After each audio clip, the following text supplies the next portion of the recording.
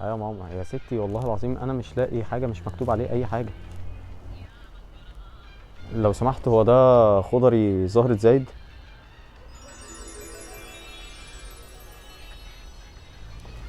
طيب لو سمحت، انا عايز 2 كيلو بصل وكيلو طماطم لو سمحت، يعني لو مش هتعبك. لا يا حاضر. انا اسف يعني لو بتقل عليك والله، بس يعني. ايه يا باشا الاعتذارات دي كلها؟ ده احترام مبالغ فيه، يعني انا مش واخد على كده. ولا احترام ولا حاجه، حضرتك بتقدم لي خدمه وانا بشكرك عليها. والله انت راجل محترم. شكلك مش من هنا. لا من هنا عادي. طب عايز الطماطم ايه؟ ازاي؟ يعني طريه مهريه مستويه؟ انت عندك نوع واحد اصلا. بس كلانس. ما انا مش فاهم. بص، هي هتعمل مكرونه، لو ده يعني هيفيدك في نوع الطماطم اللي هي عايزاه. يبقى هديك نص من ده للمكرونه ونص من ده للسلطه. اللي انت شايفه.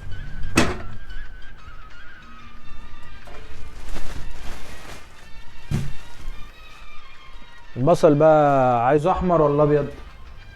بص، ما مش عارف، شوف ايه المتعارف عليه اللي الناس بتعمله وتجيبه وحطولي، عشان يعني انا مش عارف ومش مستعد اطلع غبي خالص قدامك. يا عم انا بختبرك، بس زي ما الحياه ما بتختبرك كده عشان اعرف اقيمك. قيمني ليه؟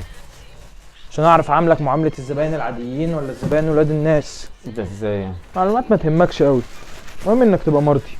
مرضي يا عم. كده حسابك 87 جنيه. طيب ماشي. او انت ما فكرتش ليه 87 وقررت تدفع على طول؟ ليه صحيح؟ ما احنا بنجيب خضار على طول في البيت، كلها بتبقى حاجات بسيطه يعني. بالظبط. ورغم كده ما فكرتش تسال وقررت تدفع على طول، لانك هتبقى محرج تفتح معايا تحقيق وفصال في 10 20 جنيه وتشكك في ذمتي. لا وانت قايل لي 87، اللي هو رقم تحسه مظبوط بالجنيه يعني. جدع.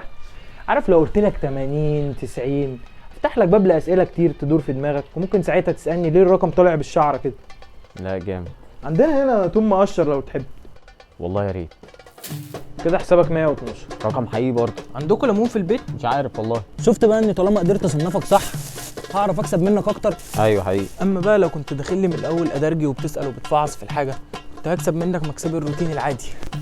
انا معجب بدماغك جدا. سواق التاكسي عمره رجع لك الست 7 جنيه باقي اجره مشوارك؟ لا. عشان قيمك برضه زي ما انا قيمتك كده. انتوا بتعرفوني ازاي؟ كده الحساب بالظبط 272 جنيه. تمام. تشيل 2 جنيه مش مشكله، يبقى 270. انت كمان بتحسسني انك عامل معايا واجب عشان انا محترم ومش بفاصل. وهتدفع. ايوه صح، هدفعهم حاضر. اتفضل. ما عدتش طبعا الفلوس وخدتها حطيتها في جيبك على طول، لانك هتبقى محرج تعد الفلوس قدامي عشان ما تحسسنيش انك مش واثق فيا يا عم بقى. وده يخليني بكل سهوله اديك الباقي ناقص 10 20 جنيه. 10 جنيه عمرها ما هترجعك لما تكتشف في البيت ان الفلوس ناقصه. يعني الفلوس دي ناقصه 10 جنيه؟ لا. طب امال ايه؟ يمكن اكتر. على فكره انت راجل مش كويس، لان انا من الاول سكت لك وعمال تاخد مني 10 في 20 جنيه وانا محترم وبقول رزق عيالك، انما كان عايز تمشيني وانت واخد مني فلوس زياده. انا اسف، معلش انا انفعلت، ما كانش قصدي والله انفعل كده. فكره مش زعلان منك، مقدر اللي انت فيه. تاخد فراوله تهدي اعصابك.